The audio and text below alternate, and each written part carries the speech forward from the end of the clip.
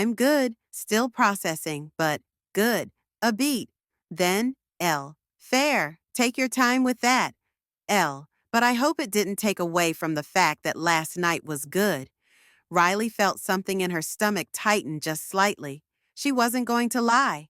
Riley. It didn't. It was really good. L. Good. I'd hate to think I lost my chance just because I caught you off guard. There it was. Smooth, easy, confident, but not forceful. Riley bit her lip, thumb hovering over the keyboard. Riley. Nah. You didn't lose your chance. A moment passed. Then another. Then L. So then, when am I seeing you again? Riley let her head fall back against the couch, exhaling through her nose. It was only last night that her whole perception of L had been flipped. And yet, here she was, interested, curious, still thinking about the way L smelled, the way she laughed, the way she had been patient, not just with the reveal, but with Riley's reaction to it. She could have let it fizzle out. She could have pulled back, hesitated, made excuses. But what was the point in denying what was already clear? She picked up her phone. Riley. Next week? L. Sounds good to me. Riley. I'll let you pick the spot again. L. Oh, so you trust my taste? Riley. You did all right last night. L. All right? Riley. Don't push it, L. A pause. Ella. Lowell. See you next week, Riley. And just like that, date number 2 was set. The ritual, anticipation in motion. The beat dropped, and Brandy's departed filled the room, wrapping Riley in an energy that felt light, lifted, and full of anticipation. The bass hummed through the speakers, and she let her body fall into the music, swaying easily, twirling once in front of the mirror. The energy was just right, a little flirty, a little playful, the kind of song that made you feel good about yourself. She held her wine glass in one hand, taking a slow sip as she eyed herself in the mirror. Tonight's outfit? Tailored trousers, a soft undershirt, and a nice cut blazer. Her Cole Haans slid on seamlessly. Gold hoops and her necklace tied the look together just right. She turned to the side, adjusting the fit of her trousers, admiring how everything came together. Fly, but effortless. A slow inhale, a smooth exhale. The scent was familiar, warm and unmistakably hers, a touch at her pulse points, at her collarbone. A ritual in itself. She let the moment settle, took another sip of wine, and let the smoke ease out of her lips, curling into the air before disappearing. It was perfect. Her phone buzzed. L. I'm outside when you're ready. Riley smirked. She liked that. She grabbed her bag, took one last look in the mirror, and nodded. Yeah, she was ready. The pickup. First impressions. Again. When Riley stepped outside, Elle was waiting. Not at the restaurant. Not already seated. Elle was picking her up. That detail didn't go unnoticed.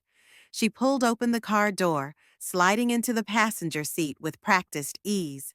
Before she could even buckle her seatbelt, Elle turned slightly, eyes taking her in. And then, damn, you smell good as hell. Riley smirked, clicking her seatbelt into place. Why, thank you. The energy was easy, smooth, just like before. And this time, there was no reveal hanging between them. Just Riley, Elle, and whatever this was turning into. The restaurant was low-lit and moody, the kind of place that wrapped itself around you. A soft hum of jazz trickled through the speakers. They sat close, not across from each other, but side by side on a corner booth. A decision neither of them commented on, but both of them noticed. They talked about random things, movies, music, bucket list shit. Ella told her about running into a burning storage unit and pulling out a man's Rottweiler that wouldn't stop barking. Riley told her about the time she cried laughing while teaching her niece how to spell Mississippi using claps and dances. The laughter came easy. So did the looks that lingered longer than they probably should have. When Elle rested her hand on Riley's knee under the table, Riley didn't move. She didn't know how to describe the energy between them. It wasn't electricity. It was quieter than that, like the hum that lived behind a closed refrigerator door, always present, low, steady. On the ride home, they didn't say much. Elle drove with one hand on the wheel, the other casually resting between them. Riley's pinky slid closer until it brushed hers. Elle turned her palm up and let Riley take it. By the time they pulled up in front of Riley's place, neither of them moved to unbuckle. Elle shifted just enough to look at her. "You good?" Riley nodded. "Yeah, just different." "I can stop," Elle offered. "You know that, right?" "I know." The kiss came after that. Slower than the last time. Longer. Ella's hand found the back of Riley's neck and didn't let go. Riley felt her body soften, not because she didn't have questions, but because tonight, for once, she didn't feel like answering any. They stayed in the car longer than they should have. There was touching, curious, cautious, palms over collarbones, a thumb grazing under the curve of Riley's jaw, Elle's lips trailing a little lower than they had before. Riley leaned into it. She'd never been touched by a woman like this, and it was enough. For now, it was more than enough. When she finally slipped out of the car and into her house, her hands were shaking, not from fear, but from possibility. Morning after, Kendrick, Coffee, and Crip walking. The bass thumped through the speakers as Kendrick's voice cut through the air, aggressive, raw, and just what she needed. TV, office, nothing but music and energy. Riley rolled her shoulders back, stretching out her arms before picking up her coffee mug and taking a slow sip. The rich heat settled in her chest, mixing perfectly with the lingering buzz of the night before. She felt good. No, she felt great. She took another sip, then let the smoke drift from her lips in a slow exhale, watching it curl before disappearing into the air. Her body was still humming from Elle's touch, from the fire between them, from the newness of it all. And Kendrick? Kendrick had her feeling invincible. The beat dropped, and before she even realized what she was doing, Riley was crip walking across the room, smooth, effortless, the rhythm in her bones. Coffee in one hand, joint in the other. She hit every step like she'd been waiting for this moment all week. A one-woman show in her own damn element. She caught herself in the mirror, a smirk, a tilt of her head. Yeah, she was feeling herself today. By the time she was done vibing, her outfit came together effortlessly. Gray joggers, loose but sitting just right on the hips. Crisp white crop top, simple but clean. Classic black chucks, laced tight. Gold hoops, no other jewelry, no extra effort. Just that subtle, I woke up like this flyness. Her signature oil, light but present, lingering on her skin. No makeup, no extra effort, just her. She grabbed her phone, saw the group chat still blowing up, and smirked. Time to go talk her shit. Brunch, the first real confession. Riley walked into the spot already smirking, already knowing they weren't going to let her breathe before she spilled everything. She barely had time to sit down before Sierra slid a mimosa in front of her, and Talia leaned in close. "So?" she prompted. "Was it giving?" Riley took a slow sip, letting the tension build just to be a little petty. Then she set the glass down and smirked. "Y'all," she said, leaning forward, voice low and knowing. "I loved it." A chorus of reactions exploded. Bria, "Oh, she glowing, glowing." Sierra, "I knew it." Talia, "Not you all in love already." Simone, "Emotionally?" Nia, just sitting back, nodding, arms crossed, smirking. Riley laughed, shaking her head. "It wasn't even like that, but—" Sierra cut her off. "Nah, you two relaxed. That means it was that good. Riley bit her lip, unable to hide her smile. It was different, like, different. Talia raised a brow. Explain and don't leave shit out. Riley leaned back, took a deep breath, and started from the beginning. Talia was already leaning forward, eyes locked in, ready for every last detail.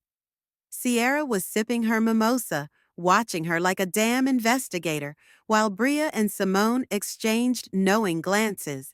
Even Nia, who rarely showed excitement over messy shit, was watching with interest.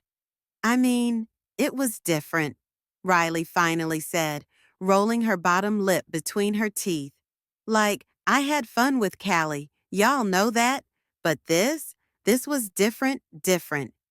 Bria raised a brow. Different how? Riley took a slow sip of her mimosa, stalling. She wasn't used to putting words to this kind of thing. With Callie, she started, setting the glass down. It was fun. It was light, like we had some kissing, some touching.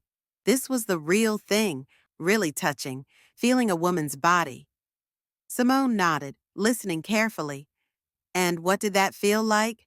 Emotionally?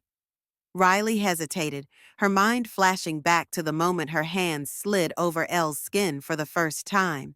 She tapped her nails against her mimosa glass. It was, she exhaled, eyes flicking up. It was a lot, not in a bad way, just a lot. Sierra smirked. A lot like, damn, this is fine as hell? Or a lot like, oh shit, I wasn't ready? Riley laughed, shaking her head. A mix of both. Elle looks like a man, y'all know that. But feeling her? She exhaled.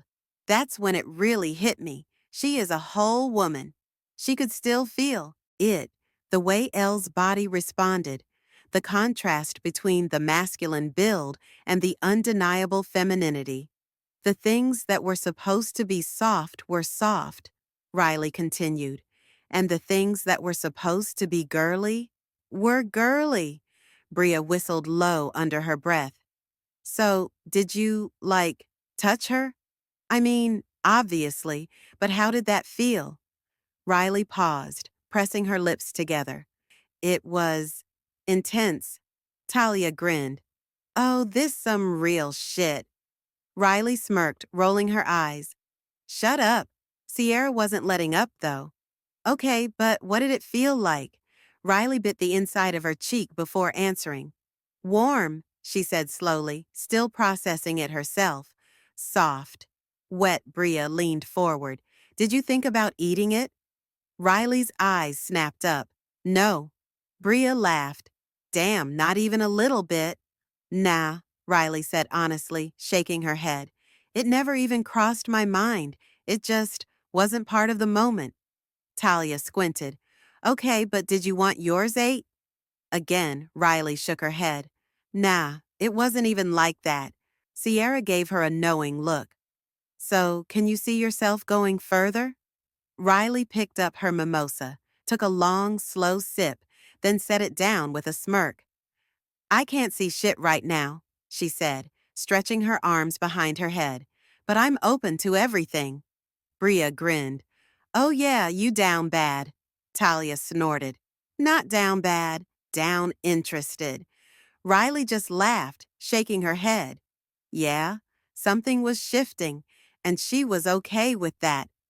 The ladies had just finished their plates when Talia clapped her hands together, eyes lighting up. Okay, y'all, now that we got the breakfast out the way, she said, leaning forward, let's talk about Orchestra Noir. Riley frowned. Huh? Simone grinned. It's in town this weekend. Sierra nodded. Live orchestra, but with a hip-hop and R&B twist. You already know it's gonna be a vibe. Bria smirked. It's giving bougie, but fun. Talia turned to Riley. And you're coming. Riley raised an eyebrow. Oh, I am? Yes, bitch, Sierra said, giving her a look. It's time for you to leave the house and do something that isn't working or screwing. Riley choked on her drink, coughing. Damn, is that how we talking now? Talia shrugged. I mean, am I lying? Riley side-eyed her but laughed. All right. What night? Friday, Simone said. It's a few days out so you can mentally prepare. Bria leaned in, wiggling her brows. Charge your social battery, sis. Sierra grinned. We're about to have a great girls' night out. Hope Riley can go a few hours without thinking about her new boo thing. Riley rolled her eyes. First of all, nobody said boo thang. Nia finally spoke up, her voice dry as hell. You didn't have to. The table erupted. Riley just shook her head, sipping her mimosa, knowing damn well she was going to be thinking about Elle. Pottery and self-discovery. The beat of Wrapped Up by Dawkins and Dawkins flowed through the room, setting the kind of vibe that made the morning feel easy, light. Riley took a sip of her coffee, the warmth settling into her chest, and let herself move with the rhythm, nodding along as she pulled on a comfortable pair of jeans and a soft, oversized t-shirt. Nothing fancy, just something to move in, something she didn't mind getting a little messy. She didn't really know what had gotten into her. Maybe it was the high from the last few days. Maybe it was the realization that when people asked her what she liked to do for fun, she never had a solid answer. She wasn't a homebody. She loved being around people, loved being active in the community. But hobbies? Just for her? That list was looking real short. So, when she saw a flyer for a beginner pottery class at a studio near downtown, something in her had said, why not? She wasn't trying to be the next great sculptor. Hell, she didn't even know if she'd like it. But it was something different, and she deserved different. The studio smelled like clay and warm earth, the kind of scent that felt grounding, steady, like something ancient. Riley sat at the wheel, her fingers pressing into the cool, wet clay, the hum of the spinning disc filling the quiet. She had watched the instructor's hands move with effortless precision, slow, deliberate, guiding the clay like it was an extension of her own body. But when Riley tried, it didn't move like that. She applied pressure, but too much. She tried to shape it, but too fast. She tried to guide it, but it buckled under her hands, spinning off-center, collapsing inward. She sighed, frustration settling in her chest, hot and impatient. She could feel it, the way her body was moving too fast, her brain already 5 steps ahead, expecting the finished product before she had even learned how to shape it properly. The instructor noticed. You're fighting it, they said gently, stepping closer. You're trying to force the clay into shape instead of letting it take shape. Riley exhaled through her nose, shaking her head. I'm not trying to force it. I'm just trying to get it right. The instructor gave a small, knowing smile. Same thing. Riley stilled. The instructor gestured toward the wheel. Clay moves at the speed of your hands. If your hands are rushed, tense, impatient, it'll show. If your hands are steady, intentional, present, it'll show. They sat beside her, demonstrating, hands firm but gentle, guiding the clay in slow, even movements. The trick is, they continued, you don't control the clay. You work with it. You meet it where it is. They let go, and the piece stood tall, smooth, perfectly centered. Riley sighed, shaking her head. So what you're saying is, I need to slow down. The instructor chuckled. I mean, that's what the clay is saying. Something about that settled in her chest a little too deep. Slow down. She had been hearing that a lot lately, hearing it in small ways, big ways, direct ways, quiet ways. And now, even the damn clay was telling her. She exhaled, rolled her shoulders back, and placed her hands on the wheel again. This time, she let herself breathe, let herself move with the clay instead of against it. And for the first time since she sat down, it started to take shape, not because she forced it, not because she rushed it, but because she finally let it move at the speed it needed to. Lunch with L. Lucille's was busy, but not overwhelming. Just the right amount of energy for a midday crowd.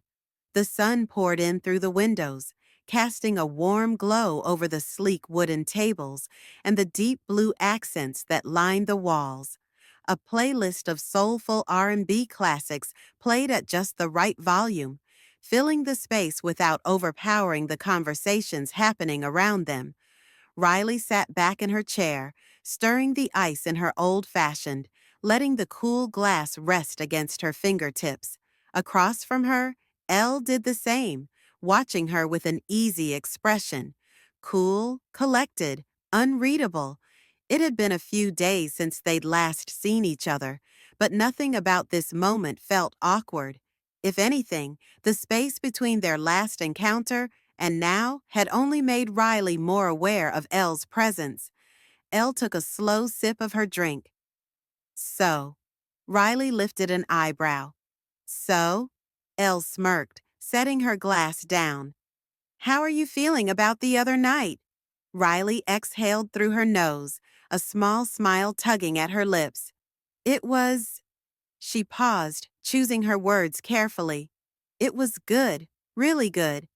Elle tilted her head. Riley picked up her drink, sipping slowly. What did you order? Elle let her have the dodge for now. Chicken fried oyster mushrooms, she said, nodding toward the menu. They're fire. You? Shrimp and grits, Riley replied. It felt like a shrimp and grits kind of day. Elle hummed in approval, leaning back in her chair. Solid choice. The conversation flowed easily after that. They talked about food, about work, about the little things that made up their days. There was no rush, no pressure, just the simple enjoyment of sharing a meal.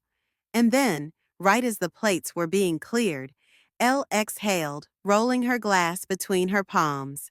I should tell you something, she said, voice steady but careful. Riley, mid-sip, lifted an eyebrow. That sounds serious. Elle gave a small, knowing smile. Not serious, just important. She paused, meeting Riley's gaze head-on. I'm bisexual, and I'm part of the swinger lifestyle. Riley didn't react at first, not because she was shocked, but because she was absorbing. She blinked, letting the words settle between them. Elle, for her part, didn't rush to fill the silence. She just sat there, calm, waiting, giving Riley the space to process. Finally, Riley exhaled, placing her drink back on the table. Okay. Elle lifted an eyebrow. Okay? Riley shrugged. Yeah, I don't really know what to say yet, but okay. Elle studied her, then nodded, as if she had expected this exact response. That's fair, she said simply. I wanted you to know. No surprises, no weird omissions. She paused, rolling her drink between her palms, then met Riley's gaze again. And, eventually, I'd like to know if you'd be open to coming to a party with me. Riley's eyebrow lifted slightly, but she didn't say anything right away. Elle continued, keeping her tone casual but honest. Not right now, not tomorrow, just at some point. I don't want it to be weird if I ever ask. No pressure, just transparency. Riley exhaled, taking another sip of her old-fashioned. So, if I said no, you'd still be sitting here, Elle said easily, smirking. Same way if you said yes, you'd still be sitting here. Riley chuckled under her breath, then leaned forward, resting her elbows on the table. So, what actually happens at these parties? Ella tilted her head. You really want to know? Riley shrugged, not fully sure if she did, but also not fully sure if she didn't. If I'm being asked to keep an open mind, I might as well understand what I'm keeping an open mind about. Elle hummed, taking another slow sip of her drink. It depends on the party. Some are private, invite-only spaces where people just mingle and drink. No pressure, no expectations. Some are a little more hands-on. Riley smirked. That's a polite way of putting it. Ella shrugged, grinning slightly. I could be more direct, but we still got food on the way. Riley shook her head, laughing. You always like that? No, Elle admitted. Not at first. I didn't even know I was interested until I got invited to a party years ago. But it fit. Riley didn't realize how long she had been holding her breath until she let out a slow exhale. See, that right there is why I wanted to tell you now, so that if I ever ask, you don't feel blindsided. Riley nodded slowly, letting it settle. It was a lot, but at least now she had time to think, and she could tell that was exactly the point. Elle watched her carefully. You good? Riley met her gaze, then let out a small laugh. Yeah, I think so. And honestly, that was enough for right now.